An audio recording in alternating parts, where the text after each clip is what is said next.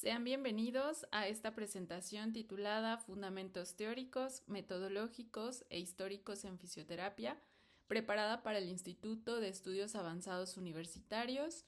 Mi nombre es Alejandra López y a lo largo de esta exposición buscaremos comprender cómo se ha construido la fisioterapia como disciplina científica, como disciplina clínica y por qué hoy en día es considerado una pieza clave en el sistema de salud. El propósito de este tema es establecer las bases que sostienen nuestra práctica profesional, conocer los fundamentos teóricos, parte de la evolución histórica, así como los principios metodológicos que guían nuestra intervención clínica. Conocer estos pilares no es un lujo ni un requisito académico más, sino es la base que nos permite ejercer con criterio, con ética y sobre todo con responsabilidad ante nuestros pacientes. Y bueno, hoy en México la fisioterapia es reconocida como una profesión esencial. Según González y colaboradores, en 2024 se hizo evidente el impacto del fisioterapeuta en la recuperación funcional y la calidad de vida de los pacientes. Esto demuestra que estamos frente a una profesión que ha avanzado, que se ha defendido y que hoy en día está tomando el lugar que merece en la salud pública. Debemos recordar que no somos auxiliares, sino somos profesionales del movimiento humano. Y bueno, para darle un poco de más estructura a el objetivo de esta presentación, me gustaría iniciar definiendo el concepto de fisioterapia. Y bueno, para ello tomo como referencia a la Confederación Mundial de la Fisioterapia en 2019, que lo define como el servicio o atención a las personas para mantener y restablecer el máximo movimiento y capacidad funcional a lo largo de la vida. El servicio se presta en diferentes circunstancias en que el movimiento y la función se ven afectados. Puede ser por el envejecimiento, por lesiones, por dolor, por enfermedades, por trastornos y las afecciones y o los factores ambientales, entendiendo que el movimiento funcional es fundamental para lo que significa estar sano.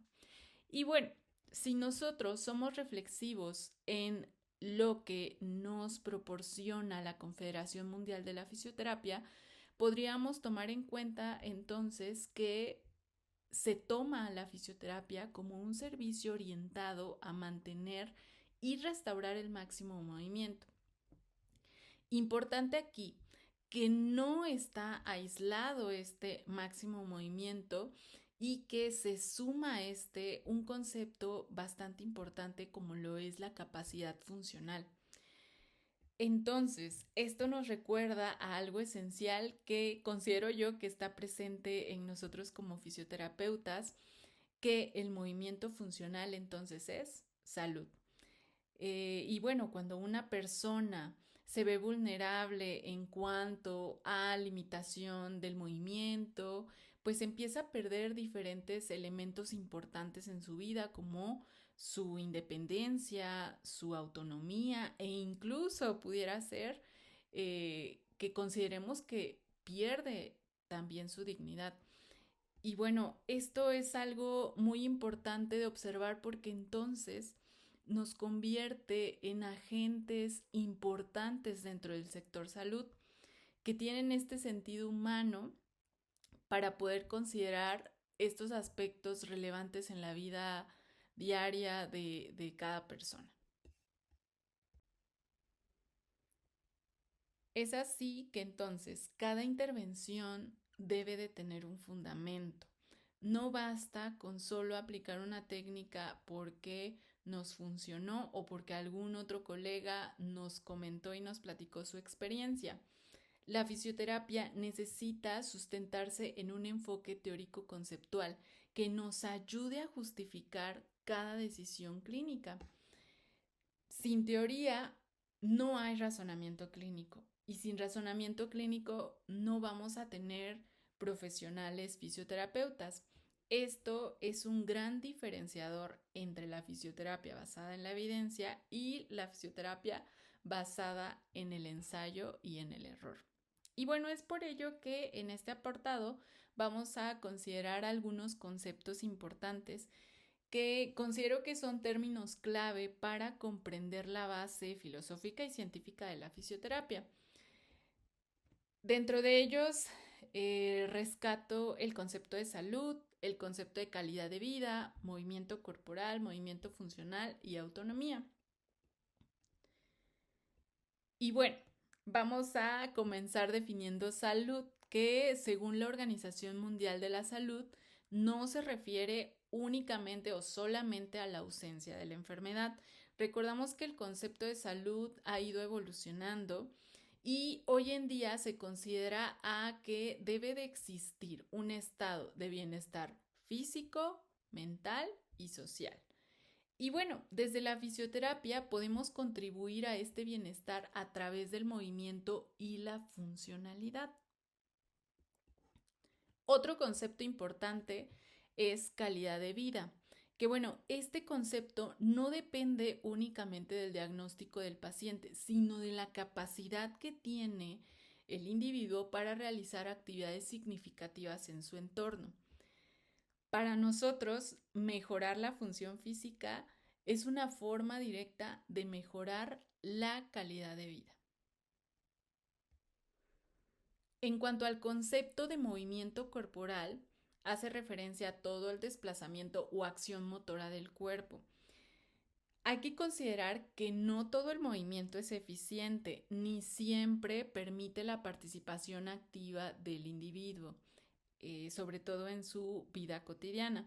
Por eso es que este concepto se relaciona al movimiento funcional, el cual se define como el movimiento que permite al ser humano desempeñar tareas con un propósito. Por ejemplo, caminar, alimentarse, vestirse, trabajar.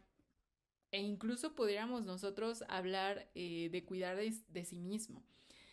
En fisioterapia, más que mover, buscamos que la persona tenga funcionalidad. Y finalmente definimos autonomía, que hace referencia a la capacidad para tomar decisiones y realizar acciones por cuenta propia. Cuando el paciente recupera el movimiento funcional, también recupera su independencia. Por lo tanto, nuestra profesión no solo trabaja sobre el cuerpo, sino que también hay un impacto significativo en la dignidad humana. Y bueno, en conjunto, estos conceptos nos ayudan a construir el eje que sostiene nuestra práctica. La fisioterapia no solo se trata de reparar un tejido, sino que trabajamos para que las personas vuelvan a vivir con salud, funcionalidad y sobre todo con sentido. Y bien, es así que la fisioterapia comienza con el conocimiento del cuerpo humano. Para ello necesitamos conocer las bases anatómicas, fisiológicas y biomecánicas. Solamente así es posible pues que nosotros logremos comprender cuando algo no funciona adecuadamente y sobre todo qué estrategias podríamos nosotros emplear para ayudar a recuperarlo. No podemos valorar lo que no conocemos y sobre todo no podemos intervenir sobre lo que aún no comprendemos. Por eso es que estas bases no son solamente teoría, sino deberíamos de considerarlo como herramientas clínicas. Y bueno, para comenzar hablaremos acerca de la estructura ósea que, como bien sabemos, no solo sostiene el cuerpo, sino también emplea otras funciones importantes como la protección, así como permitir el movimiento y definir nuestras capacidades físicas. Y bien, el sistema óseo, como mencionamos, cumple funciones múltiples. Dentro de ellas, podríamos nosotros considerar que destacan dos roles complementarios importantes. Podríamos hablar de un elemento protector y un elemento motor. Al hablar de el sistema óseo como elemento protector, vamos a considerarlo como estructuras óseas que nos ayudan a formar cavidades o algún tipo de barrera para alojar o proteger algún tipo de órgano vital. Y bueno, aquí podríamos considerar que un claro ejemplo es el cráneo, pues que va a proteger al encéfalo, la caja torácica formada por costillas y el esternón, pues que va a proteger al corazón y a los pulmones, y la pelvis que nos ayuda a resguardar pues órganos del aparato reproductor y pues también los que se encuentran en el sistema urinario. Y bueno, dentro de la importancia de considerar esta clasificación, específicamente esta parte de los elementos motores, es considerar que las lesiones o algún tipo de deformidad en alguno de estos huesos no solo pueden alterar la anatomía de ese organismo, sino que también pueden comprometer a algunas funciones vitales. Y bueno, es por ello que su valoración va a exigir un especial cuidado y sobre todo una adecuada abordaje en cuanto al tratamiento fisioterapéutico. Y en cuanto a los elementos motores, pues las vamos a encontrar como las estructuras óseas y sus articulaciones que junto con ligamentos y músculos nos van a ayudar a permitir el movimiento y no solo el movimiento tal cual, sino la interacción que este individuo tenga con el entorno. Podríamos considerar que en este grupo se incluyen principalmente los huesos de las extremidades superiores, los huesos de las extremidades inferiores, cinturas escapulares, la cintura pélvica, articulaciones sinoviales que nos ayuden al movimiento. Y bueno, los elementos motores van a ser esenciales para la función. Y alguna alteración en su integridad, por ejemplo, por alguna fractura o algún proceso patológico como artrosis, pues va a tener un impacto directo sobre la capacidad funcional de ese paciente, ya sea para caminar, sostener objetos o manipular o realizar alguna actividad de la vida diaria. Y bien, desde el punto de vista anatómico, el esqueleto humano se va a dividir en esqueleto axial y en esqueleto apendicular. Y bueno, hay que considerar que esta división no es solo descriptiva, sino también nos puede ayudar a comprender la función y el propósito de cada región del cuerpo. El esqueleto axial va a incluir lo que es el cráneo, columna vertebral, costillas, esternón y bueno, dentro de sus principales funciones pues es proteger las estructuras centrales y las estructuras vitales de nuestro organismo como el encéfalo, la médula espinal, el corazón, también podríamos mencionar aquí a los pulmones, que bueno, es el eje estructural de nuestro cuerpo. Nos da forma, nos da alineación y nos ayuda a sostener nuestra postura. Desde el enfoque fisioterapéutico, podríamos considerar que cualquier alteración en el esqueleto axial, como pudiera ser, no sé, alguna desviación postural, algún tipo de escoliosis, algún tipo de fractura vertebral o alguna limitación en la movilidad del tórax, va a impactar directamente en la respiración, va a impactar también en nuestra postura o en la biomecánica global de ese paciente. Y bueno, en el esqueleto apendicular, por su parte, pues va a estar formado por las extremidades superiores e inferiores, junto con las cinturas escapulares y la pélvica. Podríamos decir que este esqueleto apendicular es el principal y el responsable del movimiento y de la interacción con el entorno y que pues gracias a él podemos nosotros desplazarnos, podemos manipular ciertos objetos o realizar tareas finas o realizar algún tipo, no sé, de actividad deportiva y Bueno, este esqueleto apendicular varía según la actividad, varía también según la edad o incluso podría ser el nivel de entrenamiento de, el individuo. Y bueno, aquí es donde podríamos ver nosotros reflejada la función, la autonomía y la participación social de ese ser humano. Y bien, rápidamente vamos a hablar sobre la configuración externa de los huesos. Y bueno, nos permite clasificar esta configuración externa según su forma y su función. Y bueno, esta clasificación es importante para que nosotros podamos entender cómo cada hueso se relaciona con el movimiento, eh, donde también hay una relación de protección o también una relación de soporte estructural. Y dentro de los principales tenemos, por ejemplo, los huesos largos, donde predominan en las extremidades. Tienen una diáfisis y dos epífisis, como lo es el fémur, la tibia y el húmero. Eh, Podríamos decir que este tipo de huesos están diseñados para soportar el peso y ayudarnos a facilitar el movimiento. Por otro lado tenemos a los huesos cortos. Estos son casi cúbicos. Se encuentran en zonas donde se necesita estabilidad, como por ejemplo los del carpo y los del tarso. Podríamos decir que de alguna u otra forma limitan el movimiento, pero nos ayudan a aumentar la estabilidad. Y dentro de los huesos planos, pues nos ayudan a proteger órganos vitales, eh, y también sirven como punto de inserción muscular. Dentro de los ejemplos más importantes podríamos nosotros rescatar, por ejemplo, el cráneo, el esternón o incluso las costillas. Y bien, también tenemos, por ejemplo, los huesos irregulares que como tal no tienen una forma definida.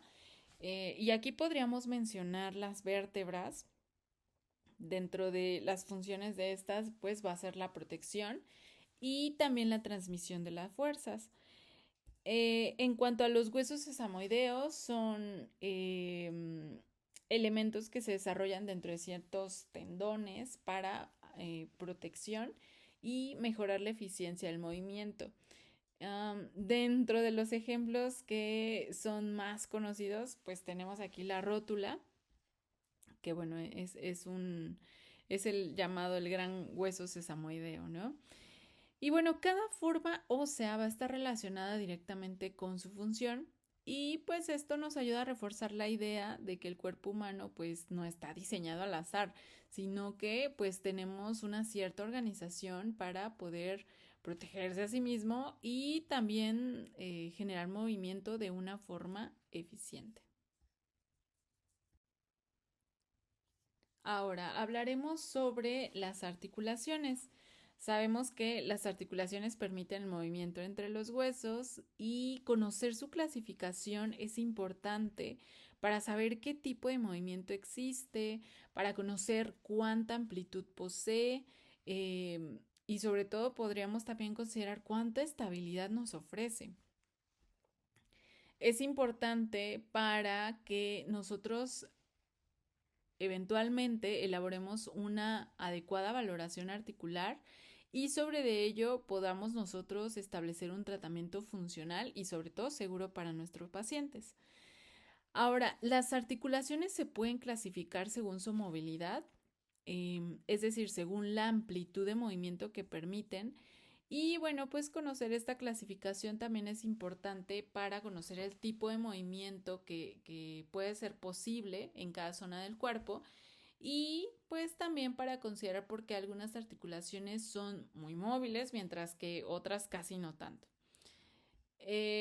Para esto vamos a reconocer que existen tres tipos principales, lo que es sinartrosis, ambiartrosis y diartrosis. Y bueno, en cuanto a la sinartrosis, vamos a considerarlas como articulaciones inmóviles, ¿sale? su función principal es proteger y dar estabilidad. Y un ejemplo clarísimo de estas son las suturas del cráneo. Por otro lado, tenemos las anfiartrosis, que permiten un movimiento limitado. Se encuentran donde se requiere resistencia y cierto grado de movilidad. Y bueno, un ejemplo claro de estas son las articulaciones entre las vértebras, ¿sale? Que se encuentran, pues ya sabemos, unidas por discos intervertebrales. Y por último tenemos las diartrosis. Estas van a ser articulaciones móviles y van a representar la mayoría de las que intervienen en alguna función del movimiento. Aquí podemos encontrar las articulaciones sinoviales como el hombro, la rodilla, también podremos encontrar el codo. Y bueno, aquí se permiten movimientos amplios y específicos, movimientos como flexión, extensión, rotación o abducción.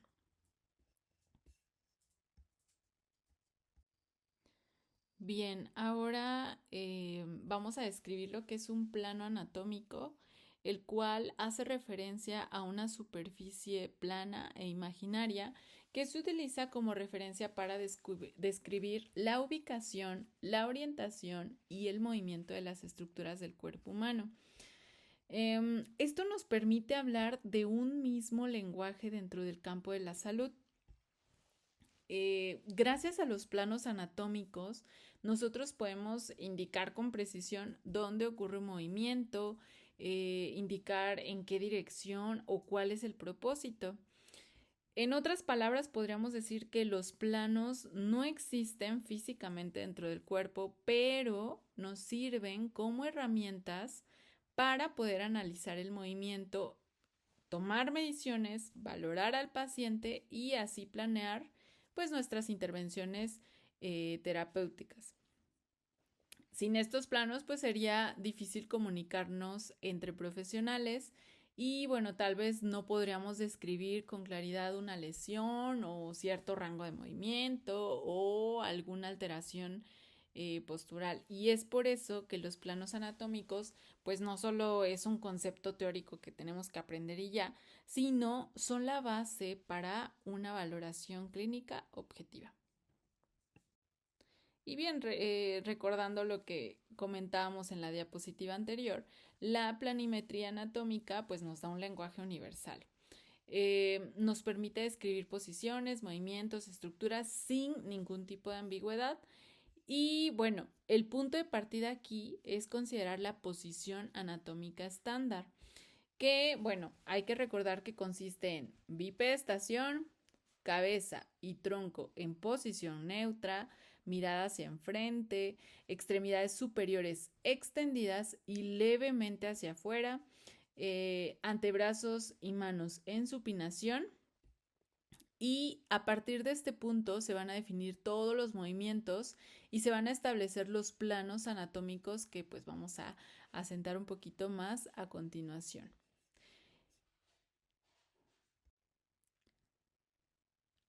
Los planos anatómicos se van a dividir en dos grandes grupos: los planos verticales medios y los planos horizontal medio. Dentro de los planos verticales medios vamos a encontrar dos planos fundamentales: el plano sagital y el plano coronal o frontal. Estos planos van a dividir al cuerpo de arriba hacia abajo y son esenciales para analizar la postura y los movimientos que ocurren en una posición erguida. Por otro lado, tenemos el plano horizontal medio y este surge del plano transverso, que va a dividir al cuerpo en una parte superior y en una parte inferior. Este plano es importante para que nosotros podamos comprender los movimientos de rotación y la coordinación de movimiento en actividades funcionales. ¿Sale?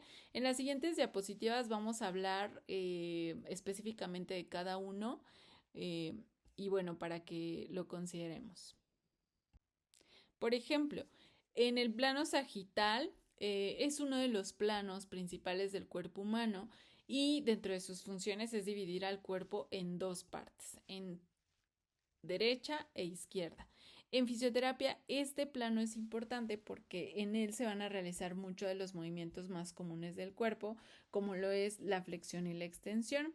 Algunos ejemplos que nosotros podríamos tomar en cuenta de este plano es, por ejemplo, la flexión y la extensión de codo, flexión y extensión de rodilla, de tronco, la extensión de cuello, y bueno, cuando entendemos en qué plano se está ejecutando un movimiento, vamos a nosotros poder analizar con un poquito de mayor precisión el rango articular. Podríamos también nosotros analizar un poco más la eficiencia del gesto o la activación muscular involucrada.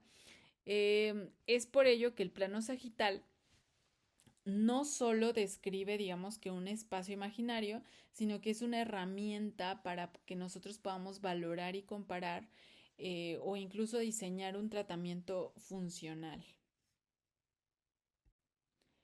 Ahora, en cuanto al plano coronal, pues también es conocido como el plano frontal o transverso vertical. Este va a dividir al cuerpo en dos partes, una parte anterior y una parte posterior. En este plano, pues se van a realizar movimientos de abducción, aducción e inclinación lateral. Algunos ejemplos representativos de este plano es, por ejemplo, la abducción o la aducción de hombro y de cadera, la inclinación lateral del tronco, la elevación lateral de los brazos, ¿sale? Y bueno, este plano va a ser muy, muy importante para que nosotros podamos analizar la estabilidad, el equilibrio, o podríamos nosotros también considerar la simetría del cuerpo. Y bueno, comprender el plano coronal nos va a permitir a evaluar si existe alguna alineación adecuada entre los segmentos corporales y también considerar si el movimiento se encuentra realizado de forma eficiente o si se tiene algún gasto energético excesivo. Y por último, y no por eso menos importante, el plano transverso, que también es llamado plano horizontal. Este nos va a ayudar a dividir el cuerpo en una parte superior y en una parte inferior.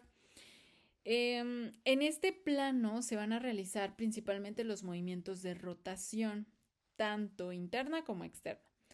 Por ejemplo, rotación de cuello, rotación de tronco, rotación interna y externa de hombro, ¿sale? Y bueno, este plano es importante para analizar, podríamos considerar aquí el control neuromuscular, la coordinación, la estabilidad, la dinámica de nuestro cuerpo, también gestos deportivos, giros en atletismo, por ejemplo, movimientos de bateo o de algún lanzamiento.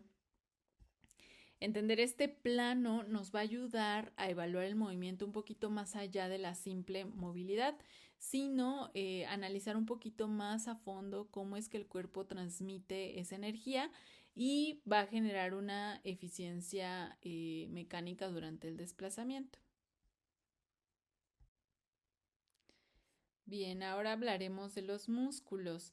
El músculo es un tejido vivo, es un tejido dinámico porque es capaz de contraerse y relajarse, pues para permitir el movimiento. No solo genera fuerza, eso hay que reconocerlo, también nos ayuda a mantener la postura, nos ayuda a estabilizar articulaciones y a contribuir en funciones vitales del cuerpo.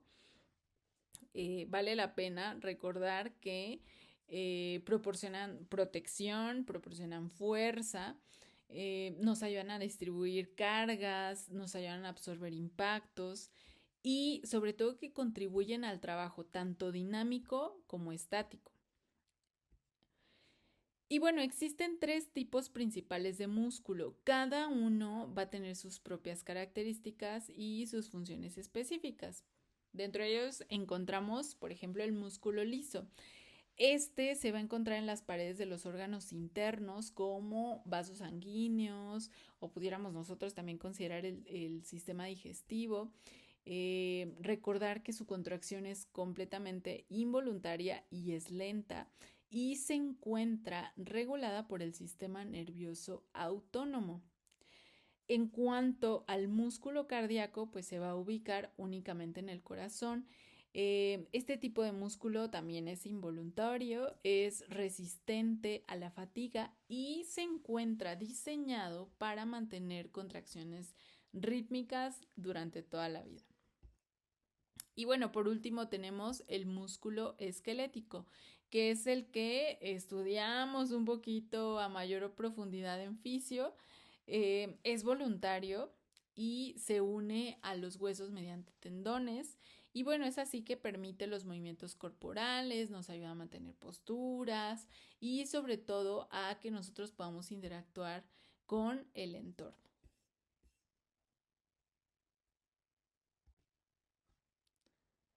Bueno, los músculos pueden contraerse de distintas maneras dependiendo de tres factores importantes. Por ejemplo, la fuerza aplicada, la longitud del músculo, así como el tiempo en el que ocurre la contracción.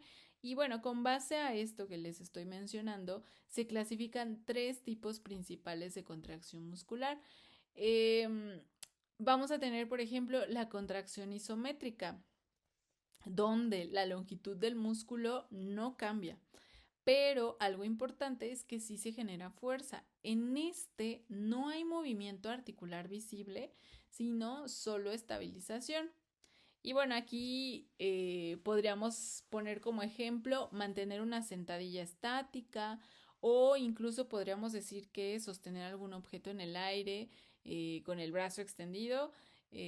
Bueno, también forma parte de un ejemplo de este tipo de contracción. Dentro de las finalidades es que se estabilice y se mantenga la postura. Por otro lado tenemos la contracción isotónica. En este, pues sí vamos a tener movimiento y un cambio en la longitud del músculo. Podríamos considerar que dentro de ella existen dos subtipos importantes, que es la concéntrica, que es cuando el músculo se va a cortar y se va a generar una fuerza, por ejemplo, no sé, levantar una pesa o ponerse de pie desde una silla.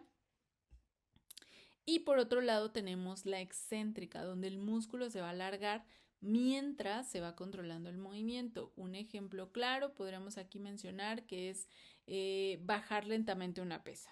O pudiéramos decir también que controlar el descenso al sentarnos forma parte de un ejemplo muy evidente. Y bueno, dentro de los objetivos de este tipo es mover y controlar el cuerpo de una forma un poquito más funcional. Por último, tenemos la contracción mixta o también conocida como isocinética. En esta va a ocurrir movimiento real cuando el músculo modifica su fuerza y longitud al mismo tiempo.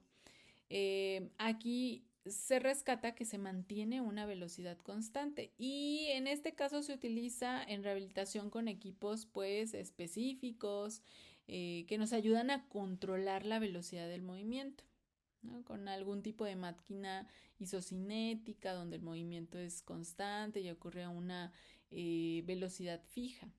¿Sale? Y bueno, la finalidad de estos es que exista fortalecimiento y la recuperación de la funcionalidad con un control preciso del movimiento.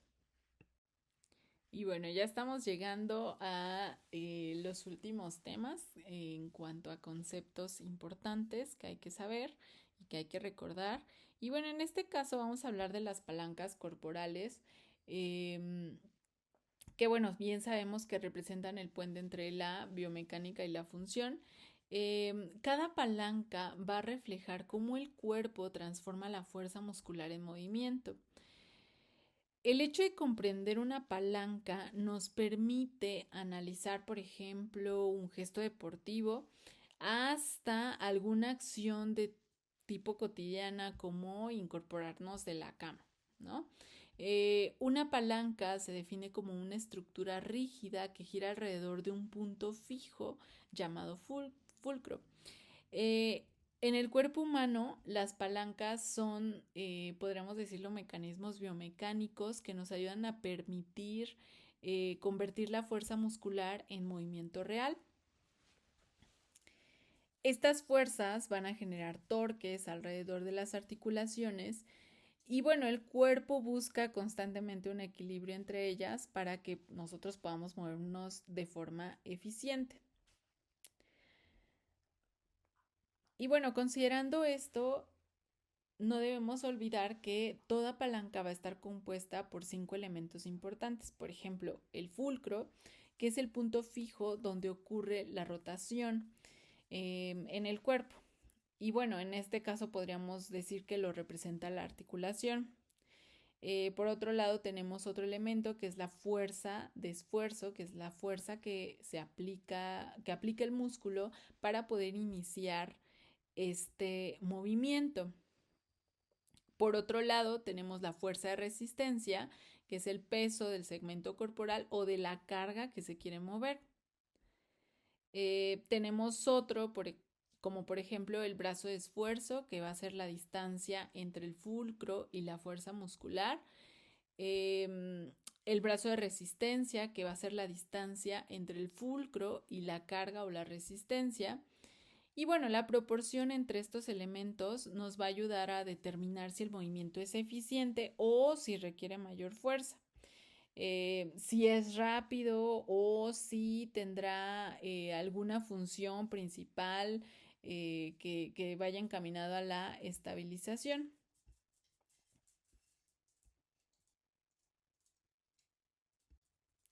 Y bueno, así como mencionamos la definición de lo que es una palanca, también debemos de reconocer que dentro de la biomecánica del cuerpo humano existen diferentes clases de palanca y bueno, en este caso vamos a describir la palanca de primer clase, que va a ser aquella en la que el fulcro, es decir, el punto fijo, se va a encontrar entre la fuerza de esfuerzo y la fuerza de resistencia. Dentro de las funciones más frecuentes, pues va a ser balancear las fuerzas o cambiar la dirección del movimiento. Va a permitir mantener estabilidad y control. Y bueno, un ejemplo muy claro en el cuerpo humano es la acción de los músculos esplenios al intentar equilibrar la cabeza. Bueno, este equilibrio sobre la articulación atlanto-occipital. En este caso, la articulación va a actuar como un fulcro. La gravedad y el peso de la cabeza, pues, nos la va a representar la resistencia y la fuerza de esfuerzo se produce cuando los músculos se activan para sostener o extender la cabeza. Podríamos decir que esta palanca cumple un papel importante en el control postural del cuello y sin ella pues la cabeza caería hacia adelante por el peso natural de nuestro cuerpo y bueno, esto implicaría otras afecciones como por ejemplo, no sé, la respiración o incluso el equilibrio. ¿Sale? Entonces, bueno, ¿qué podemos observar aquí? Las palancas de primera clase van a ser importantes para mantener la postura y realizar ajustes finos en el movimiento. Como tal, no generan una gran velocidad, pero sí precisión y estabilidad, lo cual es súper importante para la función corporal. Por otro lado, tenemos la palanca de segunda clase, donde la fuerza de resistencia se va a encontrar entre el fulcro y la fuerza de esfuerzo. En este tipo de palanca permite aumentar la potencia, es decir, genera mayor fuerza con un esfuerzo muscular relativamente menor.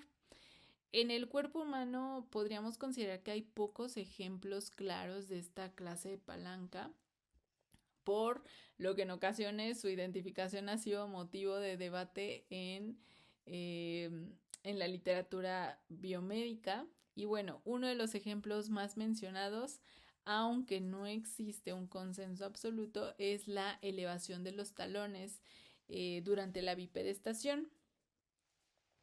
Bueno, ¿qué ocurre? En ese movimiento, el fulcro sería la articulación metatarsofalángica. La resistencia estaría representada por el peso del cuerpo y la fuerza de esfuerzo la realizaría el complejo gastrocnemio sóleo. Esto sobre todo pues al contraerse para elevar los talones. Sin embargo, algunos autores consideran que esta mecánica pudiera modificarse según la postura, la alineación corporal o incluso por el apoyo del pie. Por lo que podríamos decir que su clasificación como palanca de segunda clase pues todavía se sigue ahí analizando. Desde la fisioterapia, lo importante es reconocer que este tipo de palanca busca potencia y eficiencia y bueno, se utiliza cuando el cuerpo necesita vencer pues cargas grandes con una acción muscular controlada, como por ejemplo subir escaleras, ponerse de puntillas, levantar objetos pesados desde el suelo y pues nos permite valorar la fuerza y observar tal vez su papel en la marcha, el equilibrio durante la locomoción. Y bueno, como última palanca tenemos la palanca de tercer clase, que es la más frecuente en el cuerpo humano. En este tipo de palanca, la fuerza de esfuerzo se va a encontrar entre el fulcro y la fuerza de resistencia. En cuanto a este diseño biomecánico, pues nos va a ayudar a permitir movimientos rápidos y que estos movimientos también sean amplios, aunque va a requerir un gasto muscular mucho mayor. Podríamos decir en otras palabras, se favorece la velocidad y la movilidad, pero a costa de una alta demanda de fuerza. Y bueno, aquí casi todas las articulaciones de las extremidades funcionan como palancas de tercera clase. Y dentro de algunos ejemplos que podríamos mencionar son, por ejemplo, la flexión de codo generada por el bíceps braquial, la flexión de la rodilla o la extensión de los dedos de la mano. Y bueno, en fisio podríamos considerar que este tipo de palanca de tercera clase va a ser importante para analizar la movilidad funcional, el control motor y la activación muscular para realizar una tarea. Y bueno, considerar que las palancas corporales no solo son un concepto teórico, sino nos pueden ayudar a nosotros como fisios comprender aspectos fundamentales del movimiento y sobre todo del desempeño físico. A través de ellas podemos analizar, por ejemplo, el torque muscular, es decir, la capacidad que tiene un músculo para generar una fuerza alrededor de una articulación, también la eficiencia mecánica, que en este caso nos podría indicar si el movimiento ocurre con un gasto energético adecuado o si el cuerpo está compensando por una debilidad o una mala postura. También a los movimientos deportivos, donde sabemos que la potencia, la velocidad y la coordinación pues van a depender del tipo de palanca pues que entra en acción. También dentro de la importancia funcional podríamos nosotros decir sobre las demandas de fuerza según el brazo de momento, lo cual nos ayudaría a permitir saber cuándo un movimiento requiere más activación muscular o cuando el músculo se encuentra trabajando en desventaja mecánica. Y bueno, hasta ahora hemos revisado los principios biomecánicos que nos explican el movimiento humano y bueno, a partir de este momento nos vamos a enfocar un poco más en cómo valorar ese movimiento desde la fisioterapia. Sabemos que la valoración funcional pues es el primer paso para comprender la capacidad real de una persona para moverse, para realizar cierta actividad de la vida diaria o incluso para pues responder a algún tratamiento. Y bueno, dentro de los fundamentos principales que vamos a analizar es, por ejemplo, el arco de movimiento, la valoración muscular manual, y así como los instrumentos básicos de medición. Y bueno, vamos a comenzar con la goniometría, el cual no olvidemos que es un procedimiento clínico fundamental en fisioterapia. Se va a utilizar para medir con precisión los movimientos articulares y bueno, para esto vamos a utilizar instrumentos como el goniómetro. Dentro de sus principales objetivos, pues va a ser cuantificar el arco de movimiento articular, que pues también es conocido como ROM. Y bueno, esto con el objetivo de registrar de manera un poquito más objetiva la movilidad de una articulación. No olvidemos que la goniometría nos permite comparar un lado del cuerpo con otro.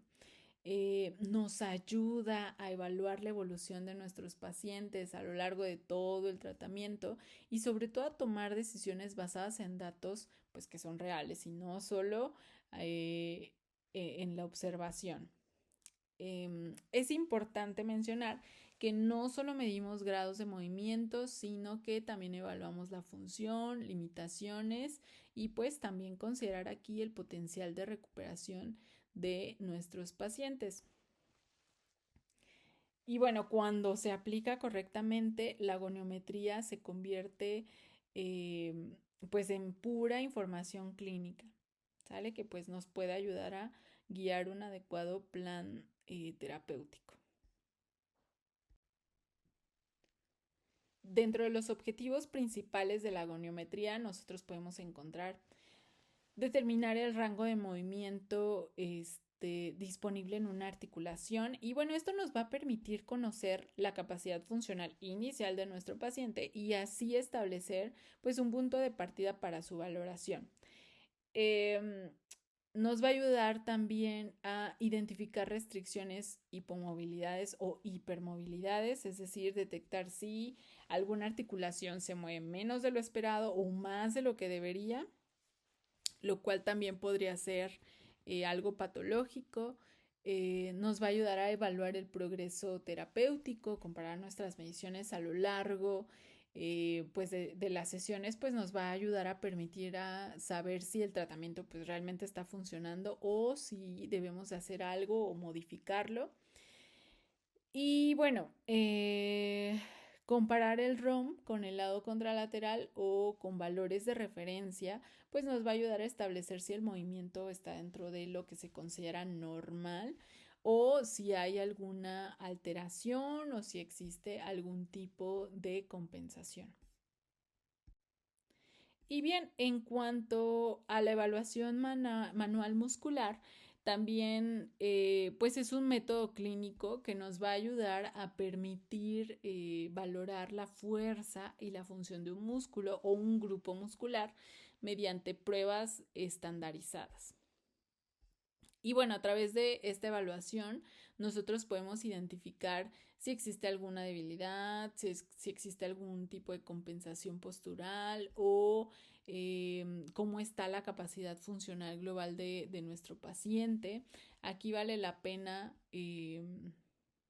pues considerar que no solo estamos analizando la fuerza, sino también estamos observando la coordinación del movimiento, la calidad de la activación muscular o incluso pudiéramos nosotros notar si hay dolor durante la ejecución. La evaluación muscular manual pues va a ser útil cuando lo que queremos es determinar el nivel de funcionalidad de nuestro paciente. También considerar la evolución del tratamiento o la elección de ejercicios terapéuticos adecuados dependiendo de la fase de rehabilitación donde se encuentre nuestro paciente. Y bueno, según la escala de Daniels, la fuerza muscular se va a expresar mediante una puntuación numérica del 0 al 5. Y bueno, esta escala nos ayuda a poder interpretar de forma objetiva qué tan funcional es un músculo y cuál es su capacidad para vencer la gravedad o la resistencia manual.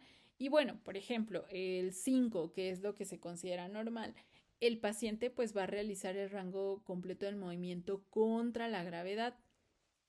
En este caso puede soportar una resistencia máxima y pues nos indica o es un indicativo de un desempeño muscular óptimo.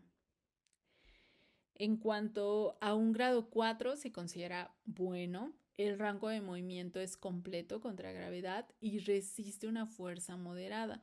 En este caso puede existir ligera fatiga o algún tipo de dificultad para mantener el esfuerzo.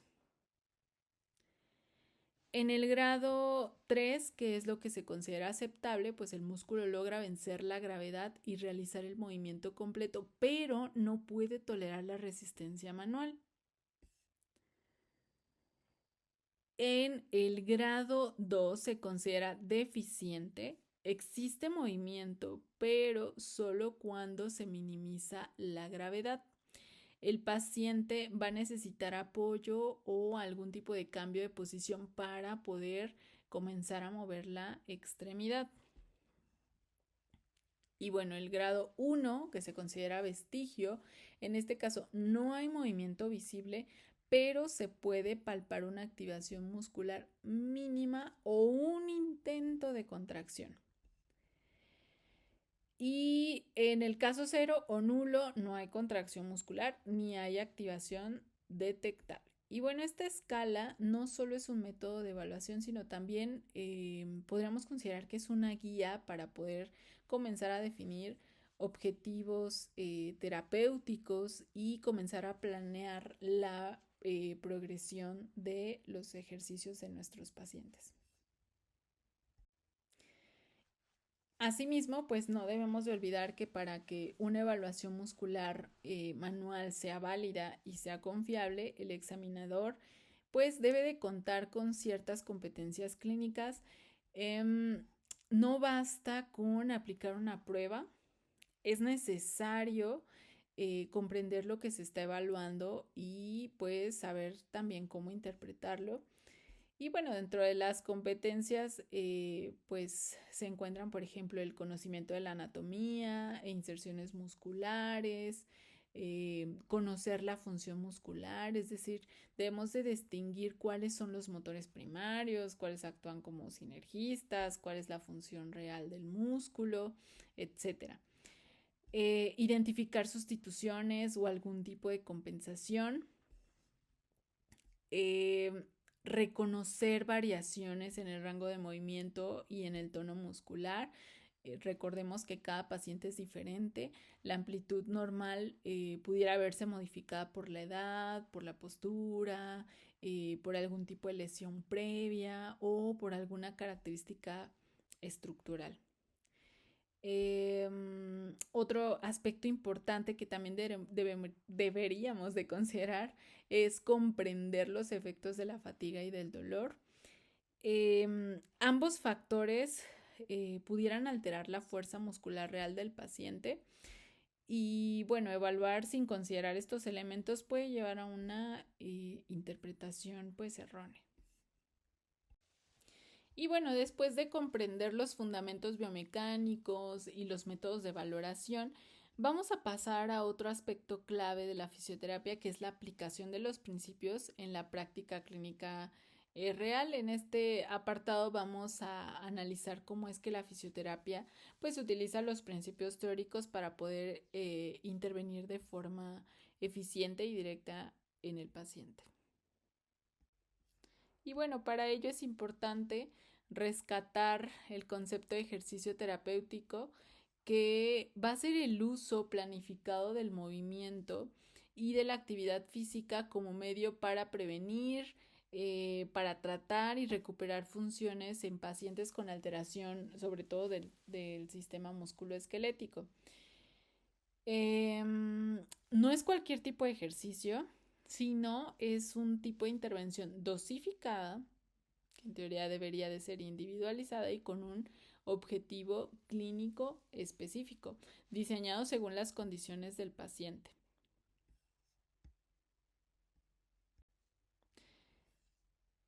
Y bueno, para que el ejercicio terapéutico sea verdaderamente eficaz, debemos basarnos en principios clínicos claros. Estos principios podríamos decir que guían la forma en la que se diseña, se ajustan y se aplican cada ejercicio según la necesidad pues, de nuestro paciente. Uno de ellos es la individualización. Recordar que cada paciente es diferente, la edad, el diagnóstico, el nivel de dolor, la fuerza, los objetivos incluso funcionales, pues determinan el tipo de ejercicio que se debe de prescribir. Es decir, no existe un protocolo universal, sino cada protocolo debería de ser personalizado. Otro principio es el de progresión. El ejercicio debe de avanzar gradualmente. Podremos iniciar con actividades básicas y conforme el paciente va mejorando, pues ir aumentando la dificultad, ir aumentando la carga o incluso la coordinación del movimiento. Otro punto importante es la seguridad. Ningún ejercicio debería de causar daño. El dolor excesivo, las compensaciones o alguna mala técnica pues deben de evitarse y corregirse oportunamente. Debe de existir adaptabilidad. El ejercicio debe ajustarse a la condición del paciente. Si existe fatiga, si existe dolor o limitación en el movimiento, pues modificamos, pudiera ser la postura, la carga, el rango articular para mantener un trabajo funcional en nuestros pacientes. Y por último, el control de cargas. Cada ejercicio produce un estímulo en el organismo. Controlar la carga pues nos va, significa que nosotros podamos dosificar la intensidad, el tiempo, la frecuencia y el tipo de esfuerzo para obtener beneficios sin exceder los límites de nuestro paciente.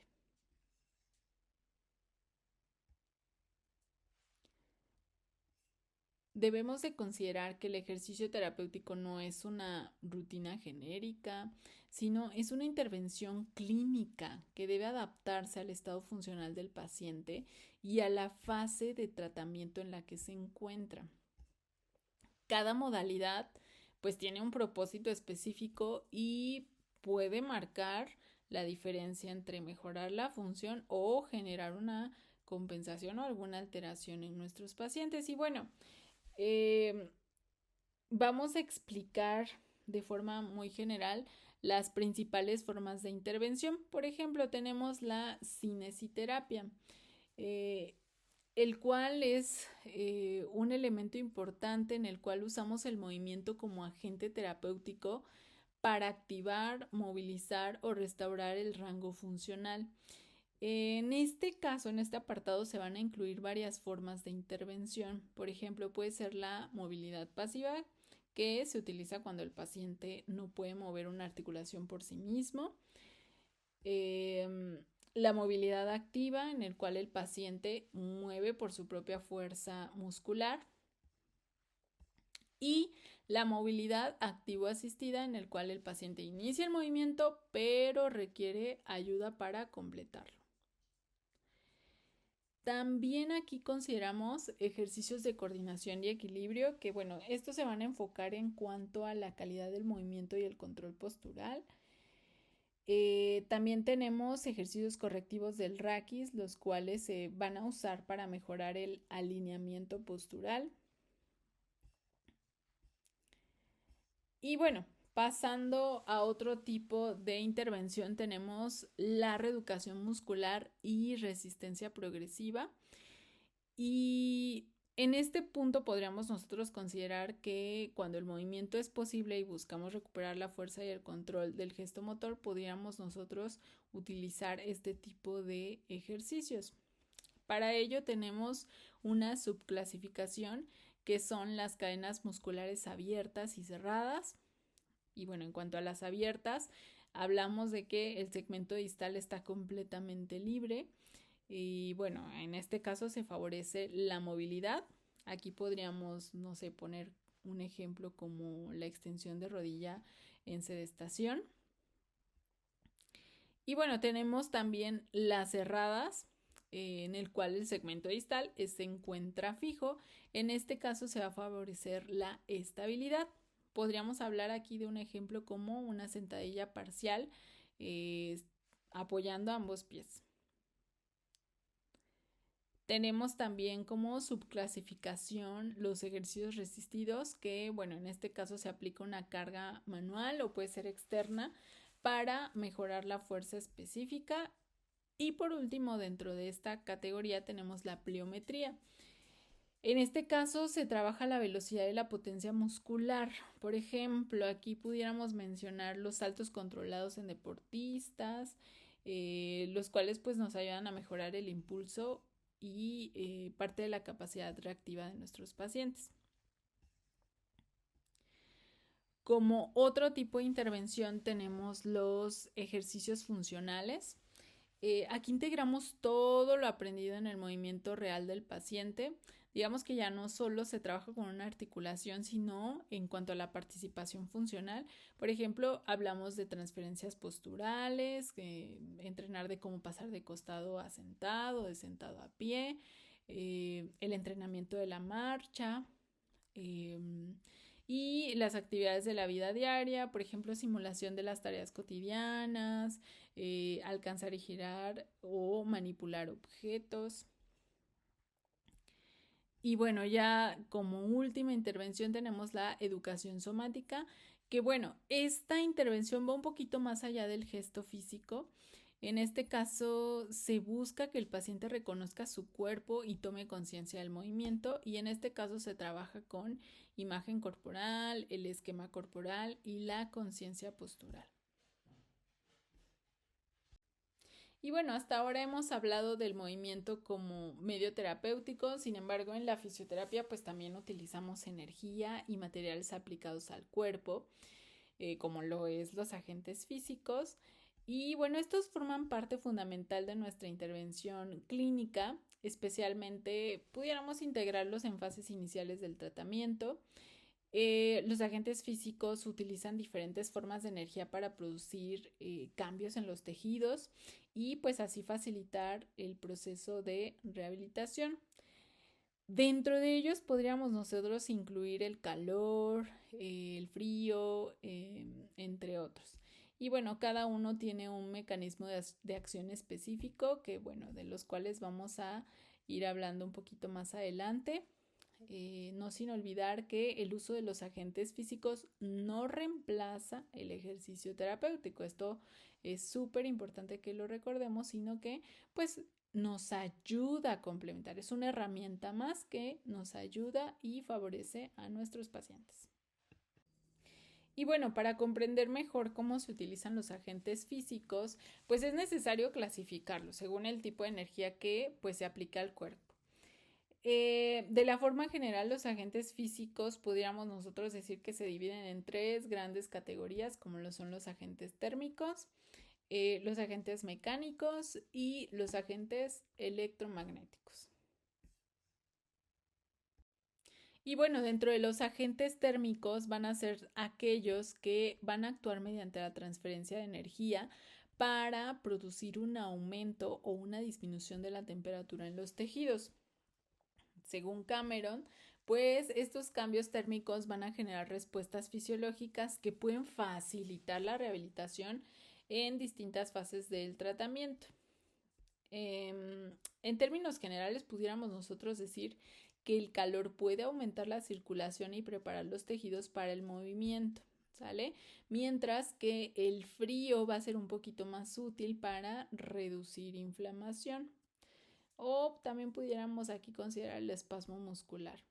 Dentro de los principales agentes térmicos vamos a incluir bolsas de calor, húmedo o seco, bolsas de hielo o crioterapia local, el ultrasonido terapéutico cuando se utiliza con efecto térmico,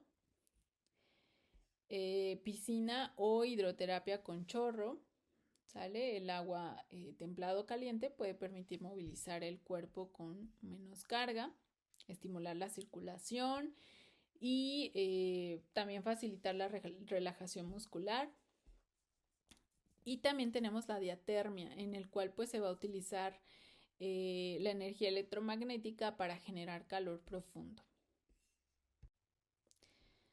Bien, otro agente físico importante son los agentes mecánicos, que bueno, al igual que el calor y el frío, los agentes mecánicos pues también buscan generar un efecto terapéutico en los tejidos, pero en este caso no actúan mediante temperatura, sino la aplicación de fuerza o presión controlada sobre el cuerpo. En cuanto a los agentes mecánicos, se definen como la aplicación de una fuerza externa para aumentar o disminuir la presión sobre el cuerpo del paciente. Y bueno, dentro de algunos elementos importantes tenemos, por ejemplo, el agua, piscina con chorros. Pudiera ser un agente mecánico, pudiera ser de los más utilizados, especialmente en forma de hidroterapia. La flotación reduce la carga sobre las articulaciones y bueno, la presión y el movimiento del agua favorecen a la movilidad y bueno, en rehabilitación, por ejemplo, en una postcirugía de rodilla, nos pudiera ayudar a permitir la movilización adecuada de la articulación, disminuyendo su impacto. Otro ejemplo tenemos por tracción mecánica, que consiste en aplicar una fuerza longitudinal que separa las estructuras articulares o vertebrales. Dentro de los objetivos de esta va a ser modificar la tensión mecánica y bueno, según Cameron puede disminuir la compresión y mejorar el espacio articular. Y bueno, nos puede ayudar a favorecer sobre todo al deslizamiento entre las superficies.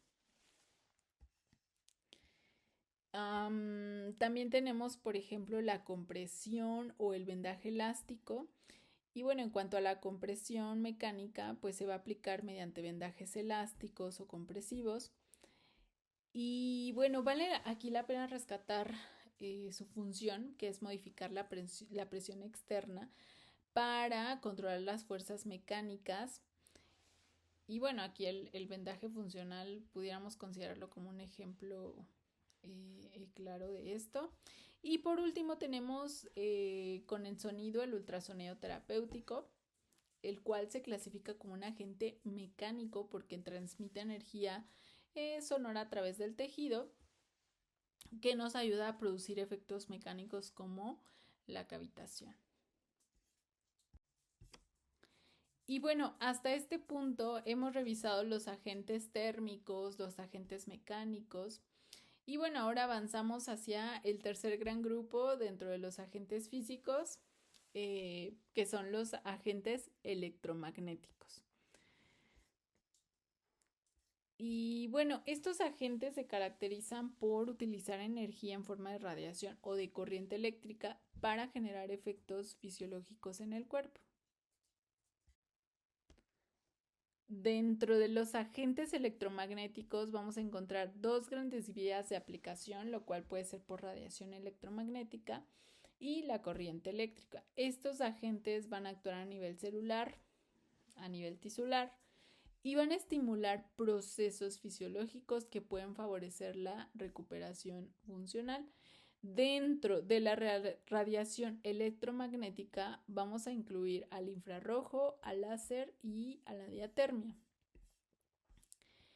Y bueno, en cuanto a la corriente eléctrica, aquí también es un agente electromagnético, pero en este caso se va a aplicar de forma directa sobre la piel a través de unos electrodos. Y bueno, su función puede ser sensorial, puede ser motora o puede ser analgésica, dependiendo de la corriente y de la frecuencia que nosotros utilicemos. Es importante recordar que la fisioterapia no se limita únicamente a aplicar alguna técnica, sino que se construye sobre conocimiento científico que nos va a ayudar a guiar cada decisión clínica. Esto para poder intervenir correctamente y comprender lo que no se ve a simple vista. la anatomía que organiza el cuerpo, la fisiología que lo mantiene en funcionamiento y la biomecánica que nos ayuda a explicar cómo se mueve el organismo, pues nos ayuda a integrar estas bases y desarrollar un adecuado razonamiento clínico.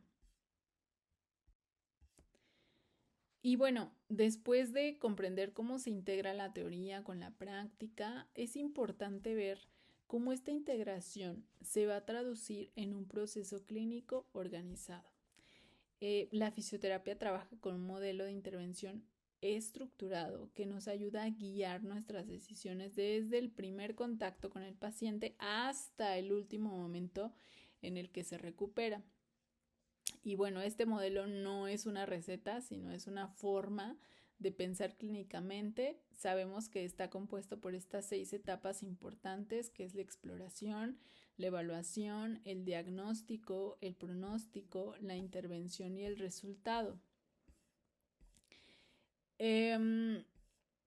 Con esta sesión lo que buscamos es comprender que la fisioterapia no inicia con una técnica, sino que nosotros debemos de tener un pensamiento clínico, ¿sale?